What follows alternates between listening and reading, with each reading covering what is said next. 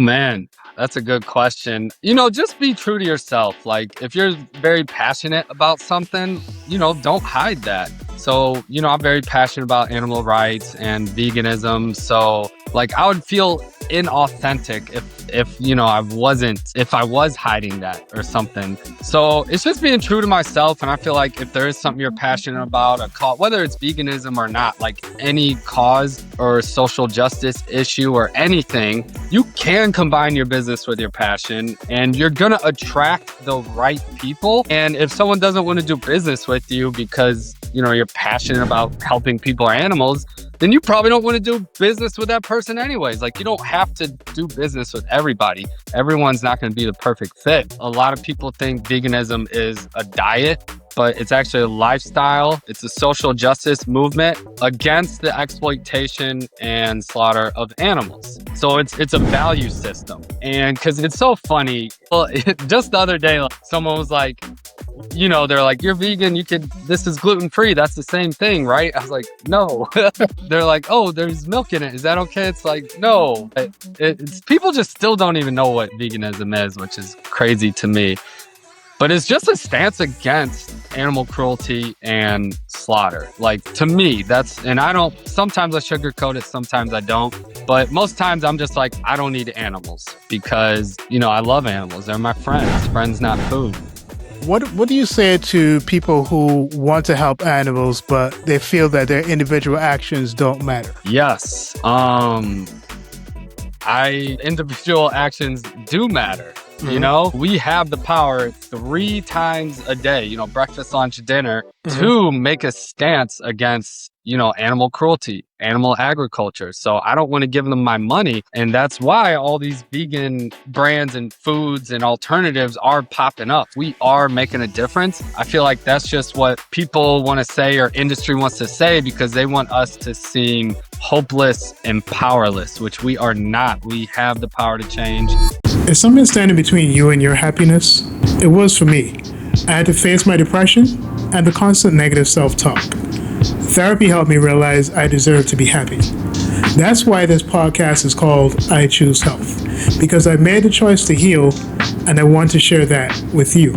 As a gift to you, we've partnered with BetterHelp as our sponsor to help you start your own healing journey. We all face moments when life feels overwhelming, whether it's stress, anxiety, or just feeling stuck. Talking to someone can make a real difference. And that's where our sponsor, BetterHelp, comes in. BetterHelp offers professional online therapy that's convenient, affordable, and entirely on your schedule. You can connect with a licensed therapist by video, phone, or even chat, whatever works best for you. Let our sponsor, BetterHelp, support you on your journey to better mental health. You can get 10% off your first month by going to betterhelp.com/I choose health. That's betterhelp.com/I choose health for 10% off your first month. Take the first step toward feeling better today. As a teenager, I decided to live better, so I gave up the meat, eggs, and cheddar. At 20 and 30, I wanted more, so I strengthened my mind and my core. Living a life that is healthier and wealthier because I choose health.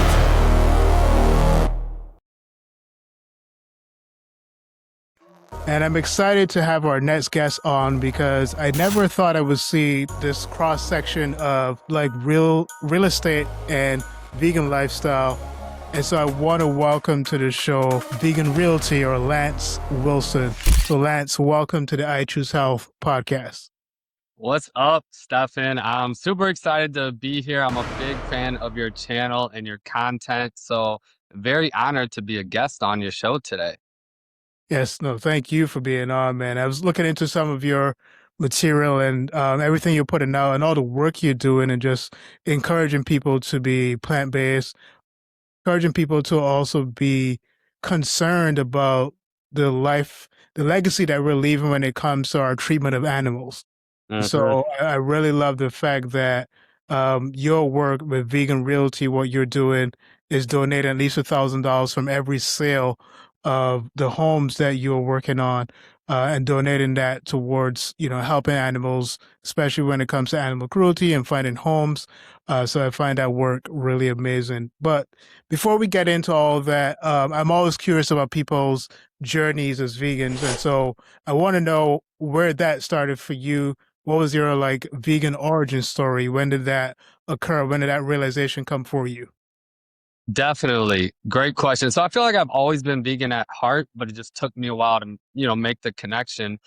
Because I always grew up with animals, so I always loved animals. And I think I was in my mid to late, I think I was 28, and I came across the documentary Cowspiracy.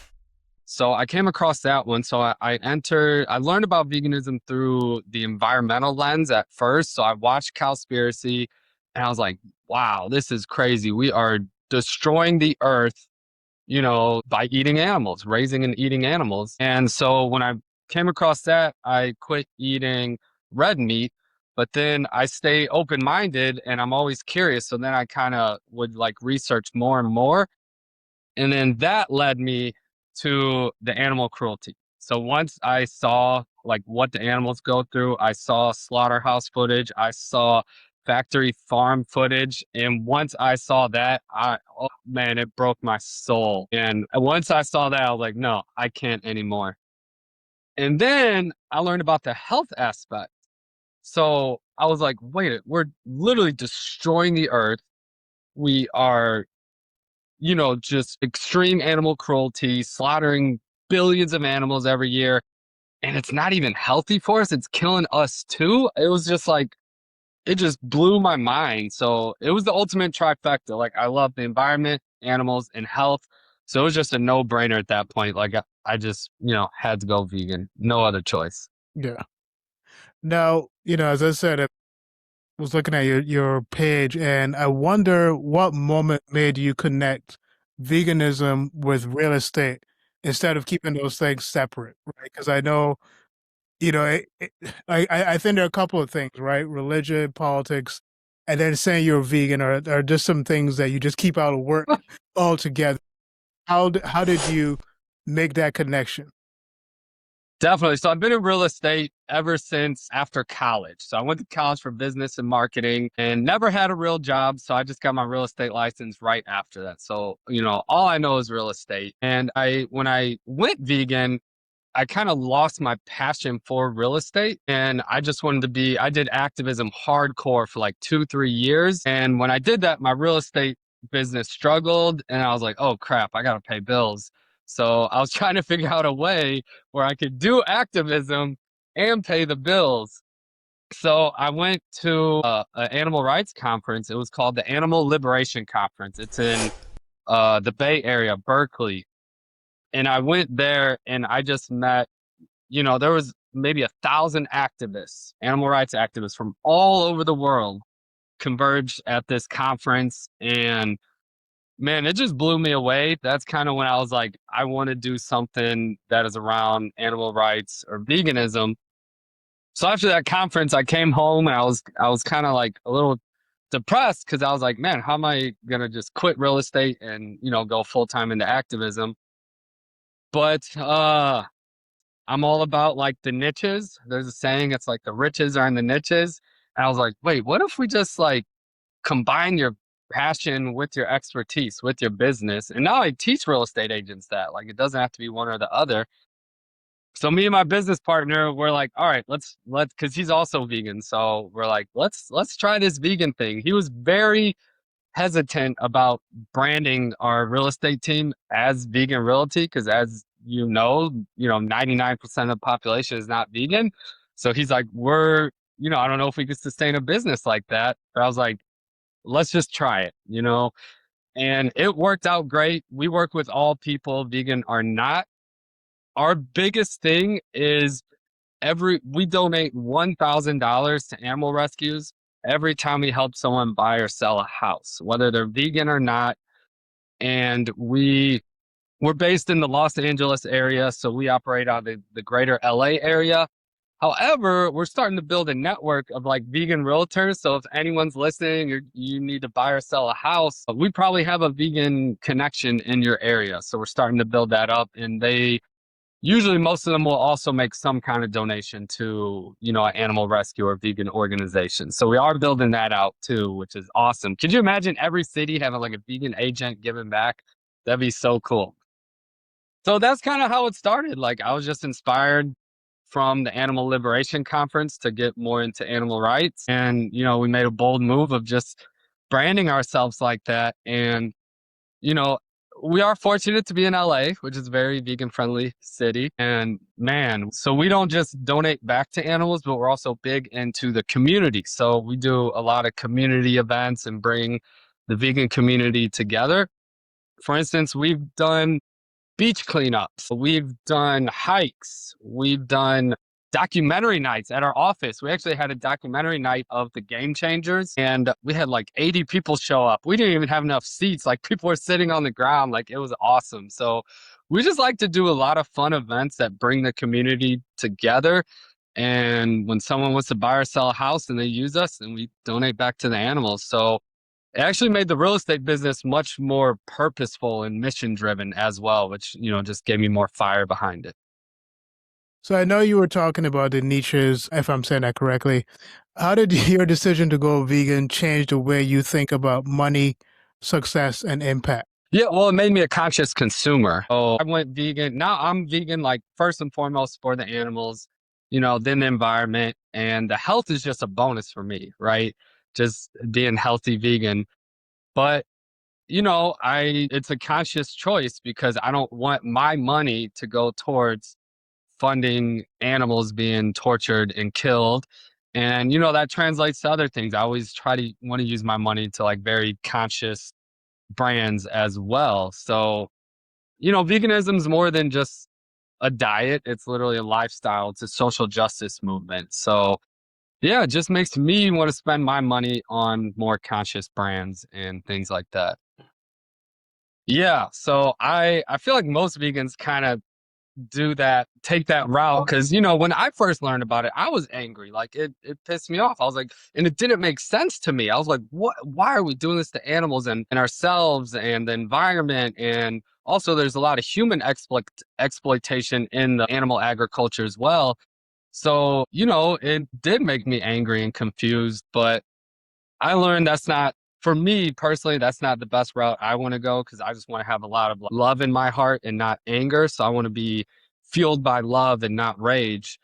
And so I did that transition as well. And also, I wanted to get active, but I wanted to do it in a way that resonated with me, a way that resonated with my personality, because there's so many forms of activism, and I've done many of them. There's, street activism, there's AV cubes, there's disruptions, protests, open rescue, civil disobedience, online actions, petitions. There's so many different ways. So I would recommend if you are passionate about, animal rights or any social justice movement, do a different forms of activism and see what resonates with you and fits your personality, because then you're more likely to do that long term and not get burnt out. So what I found is I love doing community events and bringing the community together. So I found that's kind of my form of activism, is just community building. And then when people do want to use us as their agent, then we donate back as well. Does that answer your question? Yeah, definitely does. Awesome. Definitely does. And, because I saw your specific amount where from each transaction, there's $1,000 donated. Was there a specific animal rescue or story that pushed you to start donating $1,000? I don't know why we chose 1,000. It just seemed like a good number, but we donate to all different organizations, and we actually let our client choose. We say, hey, we're going to make this donation on your behalf. Is there an animal rescue or sanctuary or vegan nonprofit that you resonate with, that you either volunteer with or whatever? So we usually let our client choose which organization, because a lot of our clients, they're in some form of activism or volunteering at some sanctuary or something. But one cool story is we donated to Kindred Spirits Farm. It's right outside of the LA area, and they have a bunch of rescue animals, and one of which they have several rescue turkeys. And I was actually a part of this action where we rescued 100 turkeys right before Thanksgiving. And actually the farm or whatever, they actually released them to the activists. They like worked out a deal. So they gave us the turkeys, and they're at different sanctuaries all over. But it was really cool because I got to meet some of the rescue turkeys that we rescued, and we made, I think, two donations to that rescue. So it was just very full circle moment and very heartwarming. So I know you mentioned your initial concerns about merging the two things of like your vegan values and your business. And I know do you still at this point worry about leading with your vegan values in relation to your business? No, so we're proud to be vegan, and the animals are the heart and soul behind Vegan Realty. And so initially we thought like it would repel, everyone who's not vegan. But that wasn't the case. Like people just like us, we're very joyful, happy people. And they love the fact that we donate back to animals. So even though like we work with all clients, vegan or not, and even when our non-vegan clients, they love that we donate back to animals. And a lot of them, they have some sort of, like a cat or a dog. So they love animals. They just haven't made that full connection between like farm animals. But a lot of times, like we will like make them some vegan food or go to a vegan restaurant, and a lot of times they're like, "Oh wow, like this is really good." So I hope we're also planting a lot of seeds with the non-vegan clients as well. But no, we're loud and proud about Vegan Realty, and we actually get clients because in real estate, it's a business where you're actively like going out and trying to find clients. Like they're always preach like cold call or door knock, which I hate those practices. We just make content, we do events, and it's funny, people actually cold call us. We had a client who's a doctor in the LA area. He's a vegan doctor, and he Googled vegan realtor, and we're the only ones that popped up. So he called us up because most vegans want to do business with other vegans. So he called us up out of the blue. We didn't know who he was, and turned into a great client. We got him a great house. We made a donation on his behalf, and he even sent us, a couple of his friends that are interested. No, we don't shy away from the name. Mhm. I was just thinking about something as you were answering that question, and I wonder to what extent people who have that difficulty of, since the farm animals, the majority of Americans are probably never really on a farm, right? So there's a sense of which you can feel separated from it. Mm-hmm. That way you don't value the animals on the farm the same way that you do domestic animals. And this is totally an opinion question. We're not psychologists. We don't have any psychological data to make this point. But what is your take on why people have that difficulty of seeing? Definitely. I would say out of sight, out of mind is the biggest thing.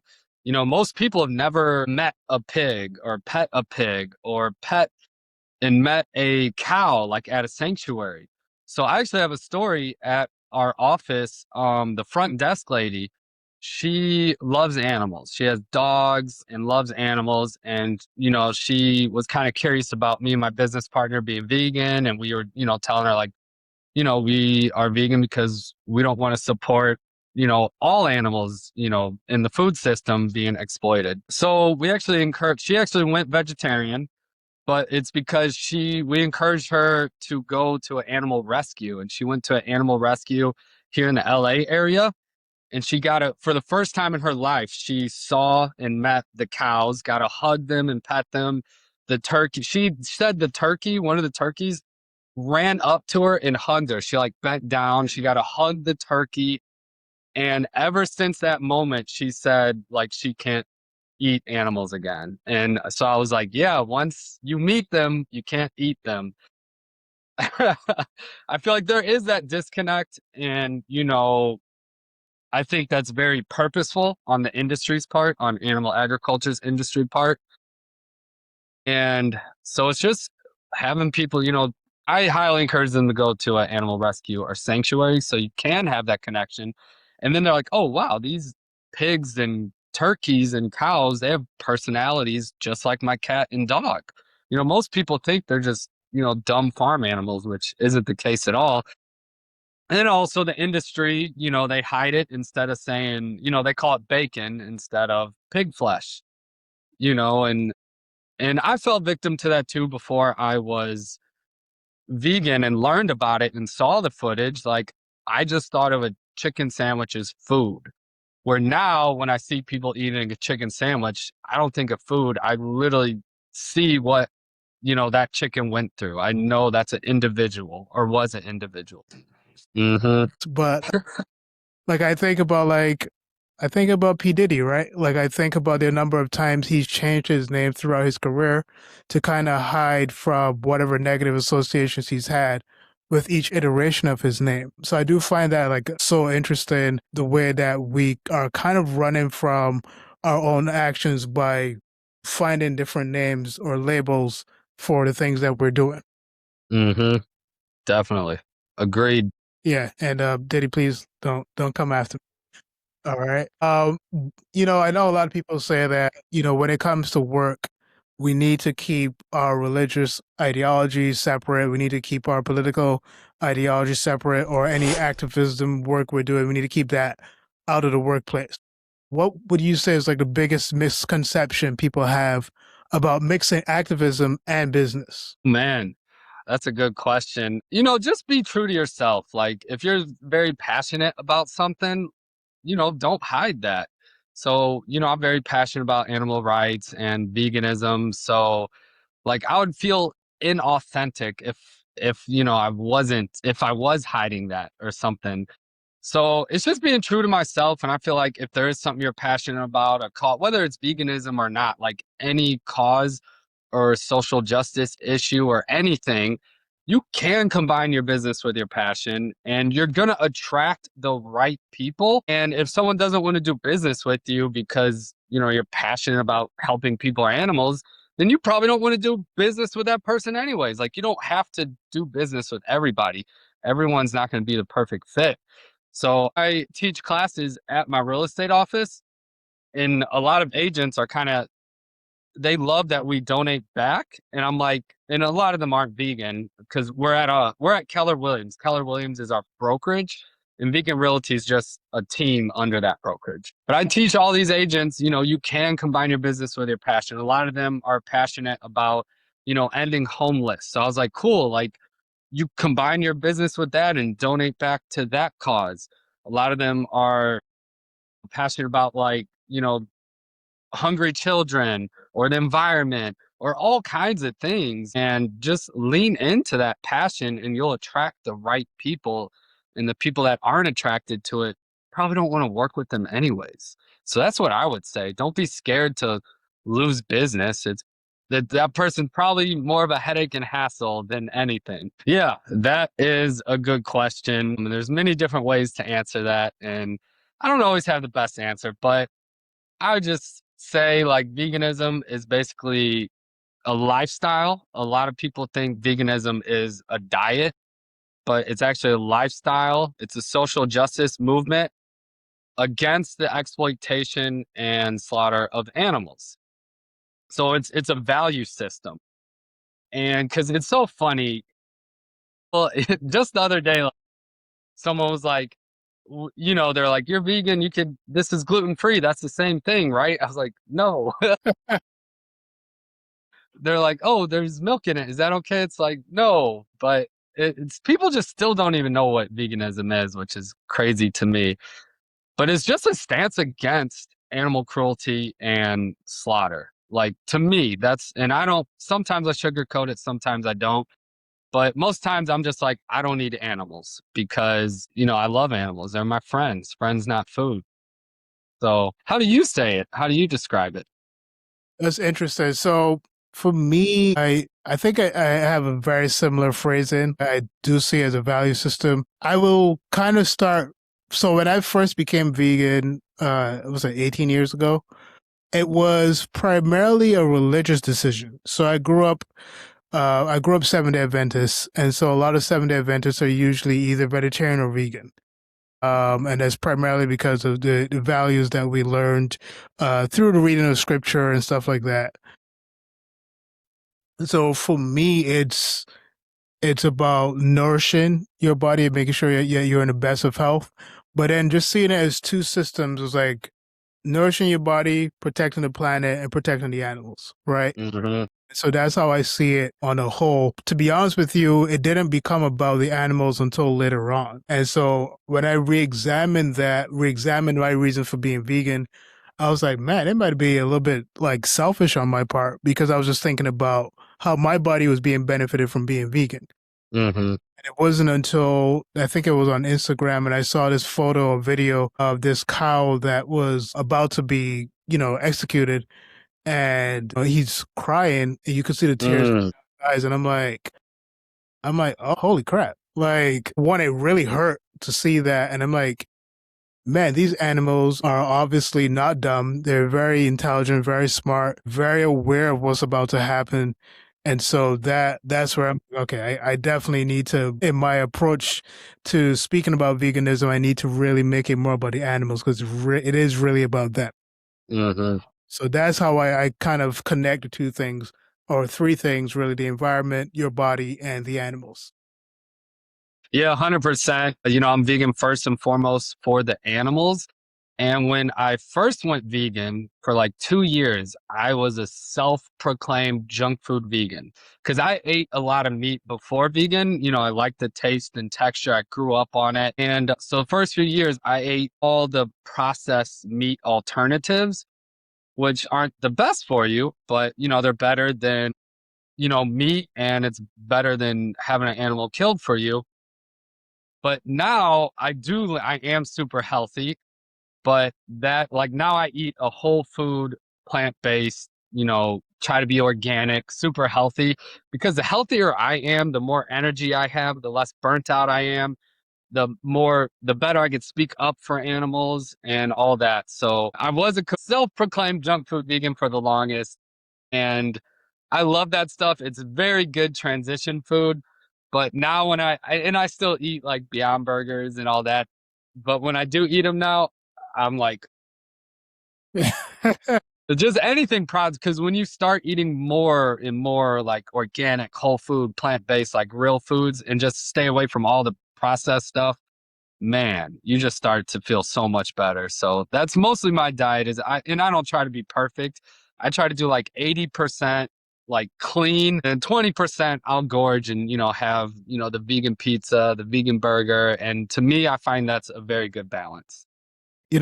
With you saying that, you're making me think about a lot because I'm thinking about the different types of vegans they are in different cities, right? So I'm in New York City, where New York City is very fast paced.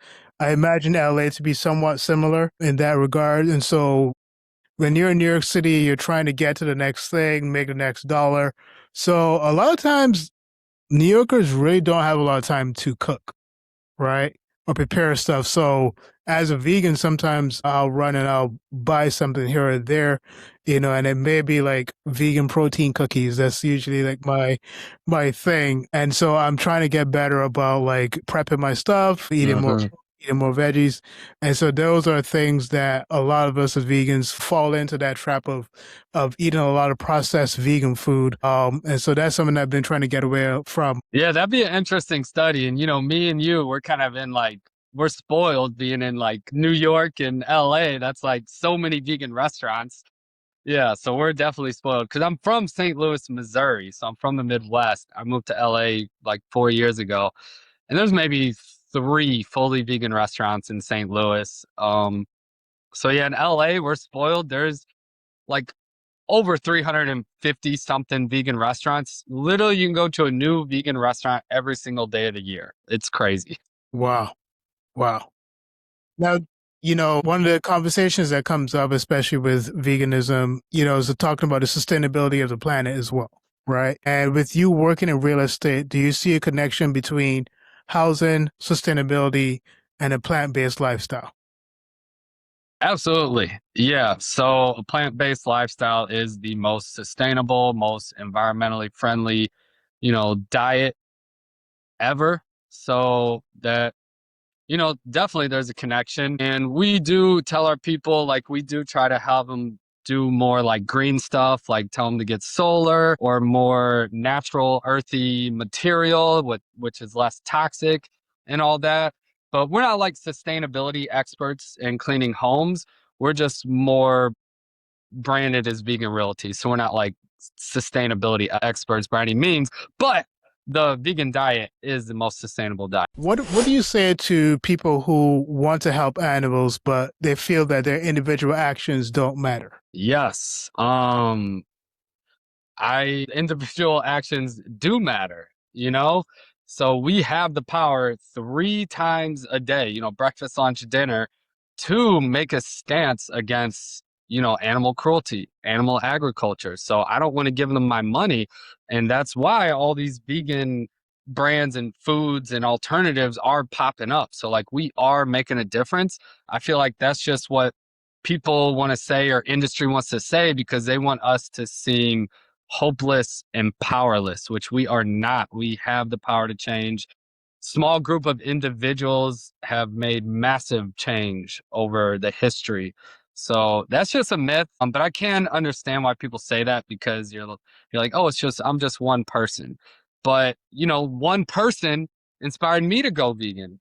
And I've inspired dozens of people to go vegan, and I don't know how many they inspired. And then I've also inspired probably hundreds of people to eat less animals and eat more plants and, slowly transition to that. So your actions are powerful. That's all I got to say. I think that's a myth. And I think that's what they want you to think is one, you're powerless, which we're not. It's interesting. So when I was working on the intro for the Gary Urofsky interview, I remember there's a fellow podcaster. She's not vegan, but we were like a part of a podcasting network.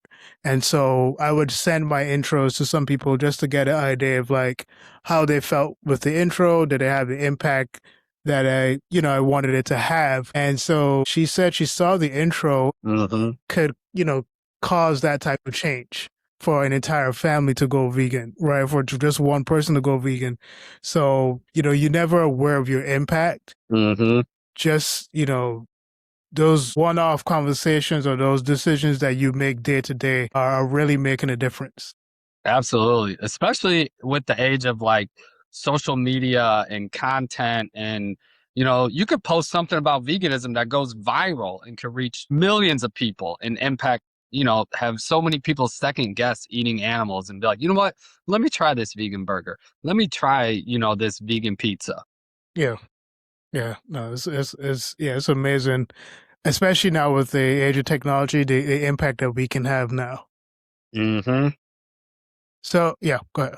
Especially with podcasts too, like what you and I are doing. Like it's crazy. Like you could have so many listeners from across the worldwide. Like it's insane. And then why I love podcasting too is like the content compounds where a lot of social media, TikTok, Instagram, whatever, you make a post and it's usually a couple days later, boom, it's buried and most people don't see it ever again. Yeah. Now, I'm noticing that there's a shift in the zeitgeist and the ethos of society. Are you seeing that with your customers and clients, are more buyers caring about sustainability and cruelty-free living? Are you seeing more of that shift now with the people who you're working with? Definitely. Especially here in Los Angeles, I feel like they're more progressive and all that, more about sustainability. So I definitely see a big trend towards that, towards sustainability and conscious consumerism. But at the same time, I do see a huge disconnect with like veganism, where a lot of people are like sustainable. They're all about sustainability. They're all about conscious capitalism. They're all about, cruelty free or whatever. But then a lot of people still have that disconnect. So, but I see that bridging more and more. And I love the direction that, veganism is going. Yeah, like what'd you say? You said 2025 was the year that veganism's winning. Yeah. 2025 was such an amazing year, man. When so I interviewed Tori Washington back in August. So, I told him I would have him back on. So I sent him an email recently because, he's just continuing to make these strides as a vegan bodybuilder. And, I'm just seeing so many other vegans out there who are doing so well. Hmm. The athletes that are coming forward now that we didn't know were following a vegan. Absolutely. Yeah. And it's funny because, I played a lot of sports growing up. And even to this day, I'll still play like pickup sports, like recreational sports. And back before I moved to LA, like we would play football every single Sunday. We'd get like 20 friends to play. And out of that friend group, I was the first to go vegan, and maybe one or two went after that. But when I went vegan, we were playing football. Everyone was like, "Oh, you're gonna like start breaking bones. You're gonna fall apart. You're gonna, whatever the misconceptions are." And as time went on, we were all kind of in our late 20s. But as time went on, I was thriving. I had more energy. I recovered easier. I was getting better where most people are starting like their physical prime is declining. Everyone's having sore knees and this or that. And a lot of them are like, man, maybe Lance is onto something. And that was like right when Game Changers came out too, the Game Changers documentary. So I told all my friends to watch that. And, a lot of them made, some small changes after that, but not fully vegan yet. And Lance, I wonder if every industry adopted a model like yours, how do you think the world would or could change? Well, kind of like a model where combine your business with passion and give back to man. That is like my dream. I would love that because we have inspired some agents to also do something similar to like donate $1,000 back to a cause they're passionate about. And also, regardless of the donation, we're just doing community events, like beach cleanups. We do fundraisers, hikes, just organizing community. And that's where you build like really deep connections and real connections, especially in the age of, social media and AI and all that. But man, that would be such a beautiful thing if like a lot of businesses took that model. And I do see it more and more. So yeah, what are your thoughts on that? No, I definitely think that we're definitely headed more in that direction. I'm seeing it more as I go into like mainstream stores. Like, you go into your Targets or you go into your regular department stores. You're seeing a lot more companies that are saying, like I forgot the name of the company. They used to, I think it was the Tom's shoe, Yeah, right? Where yeah. they're saying like every sale goes towards this, every sale Yep. goes towards that.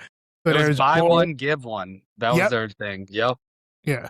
So you're starting to see more compassionate type of like business model with a lot of companies. And so I think we're heading in a good direction, in a positive direction, where I think you're going to see things get better from that regards. And I love that. And I'm not sure who inspired that, but obviously, for those of you who are thinking that as one person, you're not making an impact, it started with that one business owner making Hmm. that decision, and then another person saying, well, maybe I could do this, I could do that, right? So I think we're starting to see that as a lot of us take the courage to stand up and make those decisions when it comes to our business. Definitely. Yeah. And people like yourself are also leading the way too. So I love it. And I love this podcast, dude. Yeah, Keep thank it you. up. You're crushing it. Well, thank you, man. I definitely appreciate that. And Lance, I want you to definitely take this time to plug any work you have going on, any properties that we should be looking at, or whatever you want to plug it, Hmm. especially your social media as well. Definitely. I'll give you all the links so you can put them in the show notes. Yeah. So Vegan Realty, we donate $1,000 to animal rescues every time we help someone buy or sell a house. The animals are the heart and soul behind Vegan Realty. We also do a ton of community events. We are locally based in the greater Los Angeles area. However, if you are listening or vegan and you're interested in buying or selling a home, reach out to us because we are building a network of vegan agents all over the US. So hopefully if you're in a major city, we could probably connect you with a vegan agent. So working on that. I just started my podcast last year. I'm about 6 months in, about 27 episodes in and loving it. So that is called the Health and Real Estate Podcast. So again, I kind of combined two separate industries, combine them into one because I've been in real estate, 12 plus years, and the real estate industry as a whole is not a health conducive industry. So I kind of created like a wellness community for real estate professionals. And so I'm helping, provide that. And so, yeah, I would love if you like and subscribe to the podcast. It's called the Health and Real Estate Podcast. And, let's connect if you're interested in buying or selling a home. And also, if you're not subscribed to Stefan's podcast, I Choose Health Podcast, like and subscribe. This dude is crushing. Welcome to week 43 of 52 Choices. This week, we're saying to limit caffeine after 2 p.m. Caffeine can still be active 6+ hours later, and a study found it reduced sleep even when taken 6 hours before bed.